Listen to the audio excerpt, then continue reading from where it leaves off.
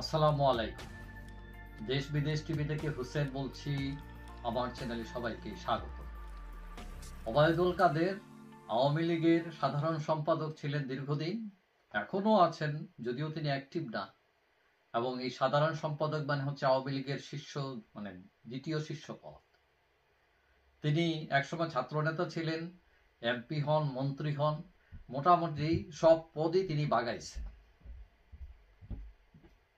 এখন অনেকে বলছেন যে কাদেরের বাবা বঙ্গবন্ধুর ক্লাসমেট ছিলেন, সেই সুযোগ তিনি নিয়েছেন।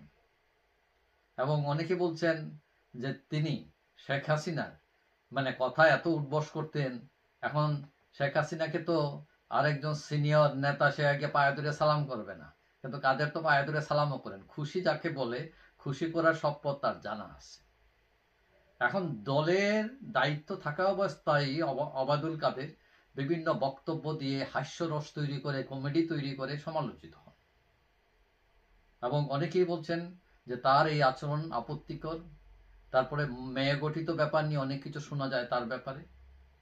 আমার মনে আছে আওয়ামী লীগ সরকারের আমলে সংস্কৃতি পাড়ার এক তরুণ আমাকে বলছিল যে সে একটা হাই প্রোফাইল কল গার্লের কাছে গিয়েছিল, এবং ওই কল গার্লের কাছে হঠাৎ একটা ফোন বাজে, এবং ওই কল গার্ল স্পিকার অন করে তার সাথে কথা বলতে শুরু করে।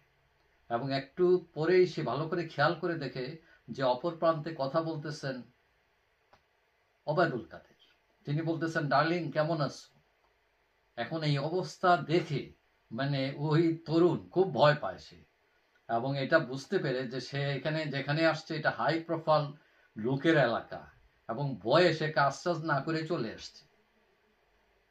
তো এই হলো ওবায়দুল কাদের, যিনি রাষ্ট্র চালিয়েছেন। এখন কোটা আন্দোলন যখন শুরু হলো, তার দায়িত্ব ছিল যে ছাত্রদের সাথে কথা বলে একটা সমাধানে আসা, কিন্তু তিনি তা না করে এদের জমানোর জন্য ছাত্রলীগই যথেষ্ট বলে সেখানে আগুনে ঘি ঢেলে দিয়েছিলেন। রাজনৈতিক সমাধান না করে তিনি বা তারা ডিবি হারুনকে দিয়ে নাটক সাজাতে লাগলেন, জোর করে স্টেটমেন্ট নেয়া, সমন্বয়কদেরকে আবার ডাইনিং টেবিলে বসে ভাত খাওয়ানো। মানে এইসব নাটক বোঝা যায়, পাবলিক বোঝে না।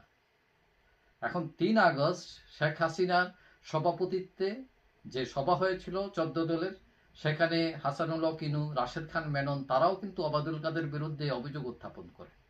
তারা বলেন কাদের পরিস্থিতি ঘোলাটে করছেন, এবং 14 দলের নেতাদের তাদের ফোনই করেন না তিনি। এখন ওই যে হাইব্রিড দিয়ে রাজনীতি করার কারণে প্রাক্তন ছাত্রলীগ নেতাদের যে মিটিং হয়েছিল, মিটিং করতেও পারেন নাই, সেখানেও রোষানলেন করেন তিনি। এবং শোনা যায় যে 4 আগস্ট শেখ হাসিনা কাদেরকে চুপ থাকতে বলেন, যে কথা না বলতে, কিন্তু এটা খুব মানে টু লেট, কারণ ইতিমধ্যেই যা ক্ষতি হবার হয়ে গেছে। এবং পরবর্তীতে 5 আগস্ট কি হয়েছে সেটা তো আমরা দেখলাম। এখন কাদের যদি সেই সময় পজিটিভ ভূমিকা নিতেন, রাজনৈতিক সমাধানের দিকে যেতেন ছাত্রদের সাথে, তাহলে হয়তো এই অবস্থা এরকম হতো না, ভিন্ন হতে পারত। তো এইসব বিভিন্ন কারণে অনেকেই মনে করেন যে আওয়ামী লীগের এই যে অবস্থার জন্য ওবায়দুল কাদেরই অনেকটা দায়ী। যাই হোক, সবাই ভালো থাকবেন। আশা করি দেখা হবে অন্য কোনো ভিডিওতে, ইনশাআল্লাহ। আল্লাহ।